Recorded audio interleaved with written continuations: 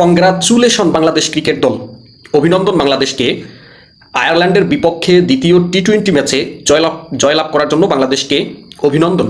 তবে আমরা যারা বাংলাদেশ এবং আয়ারল্যান্ডের দ্বিতীয় টি-20 ম্যাচটি উপভোগ করেছি, আমরা অবশ্যই দেখেছি যে বাংলাদেশ খুব সহজেই যে ম্যাচটাকে খুব সহজেই জেতা যায়, সেই ম্যাচটাকে অনেক কঠিন করে জিতলো বাংলাদেশ।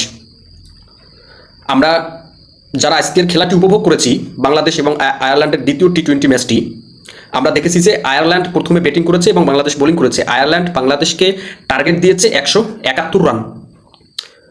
বিনিময়ে বাংলাদেশের ওপেনিং ব্যাটসম্যান তানজিদ তামিম মাত্র 7 রানে আউট হয়ে গেছেন 9 বল খেলে, এবং পারভেজ হোসাইন ইমন অত্যন্ত ভালো একটি ইনিংস খেলেছেন।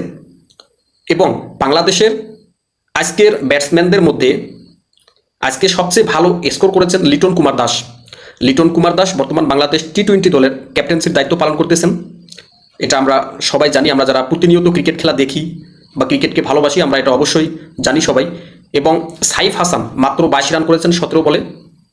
এবং মোহাম্মদ সাইফুদ্দিন, আমরা যারা বাংলাদেশ এবং আয়ারল্যান্ডের দ্বিতীয় টি-20 ম্যাচটি উপভোগ করেছি, আমরা অবশ্যই জানি যে বাংলাদেশ যখন ফিনিশিং দেয় শেষের দিকে, বাংলাদেশের ব্যাটসম্যানরা যেভাবে আউট হচ্ছিল, তাওহিদ হৃদয়, সাইফ হাসান, লিটন কুমার দাস, নুরুল হাসান সোহান যেভাবে শেষের দিকে এসে আউট হয়ে গেল, ম্যাচটাকে বাংলাদেশ যে ম্যাচটা সহজেই জয়লাভ করে, এই ম্যাচটাকে অনেক রিস্ক বা বাংলাদেশ জয়লাভ করার পথটাকে অনেক কঠিন করে দিল এই ব্যাটসম্যানগুলো। নুরুল হাসান সোহান মার্ক এডেয়ারের বলে বলটা সিঙ্গেল রান, বলটা ঠেকাইছে, তারপরও স্টাম্প আউট হয়ে গেছে ইনসাইড হয়ে। এটা সত্যি দুঃখজনক। ওই বলটাতে বেশি পেসও ছিল না। মার্ক এডেয়ার বর্তমান সময়ের সেরা ফর্মে আছেন। মার্ক এডেয়ার ভালো বোলিং করতেছেন বর্তমান।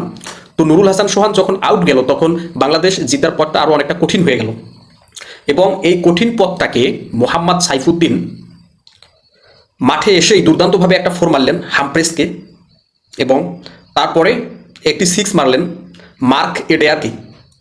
এই প্রথম বলে 4 এবং এরপরে 6 মারার কারণে বাংলাদেশ জয়ের পথটা অনেকটা ইজি হয়ে গেল বা অনেকটা সোজা হয়ে গেল। মোহাম্মদ সাইফুদ্দিন শেষের দিকে যে দুর্দান্তভাবে ফিনিশিংটা দিয়েছে, এতেই বাংলাদেশ জয়লাভ করেছে।